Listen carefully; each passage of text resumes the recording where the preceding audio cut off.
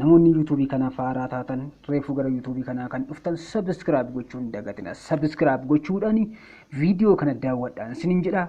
Guyyaa har'aa kan ammoo mammaaksa kutaa lammaffaa qabadhee isiniif dhiyaadhee tan jira. Mammaaksi kunis itti fufa. Tokko, fira fakkaattee allaattiin simbira nyaatti. 2, ejersa laalaa irraa qobboo qe'ee wayyaa.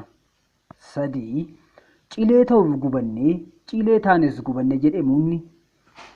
4, sodaataan cooma muratu. 5, fira of fakkeessee dhadhaan wayyaa balleesse. 6, uleef dubbiin yeroo gabaabbatu tola. 7, akka baraan miti akka baraatti bulu. 8, buddeen nama quubsuu eelee irratti beekama. 9, mixii wal qabattee laga ceeti.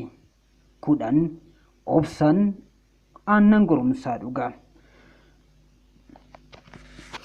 Mammaaksa kutaa lammaffaa kun mammaaksa baay'ee barsiisaaf yookiin immoo namatti toludha.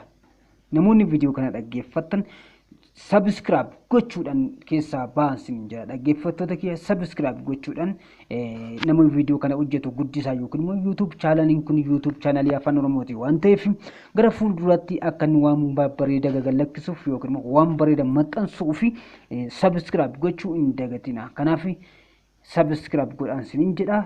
Turtii gaarii qabaadha.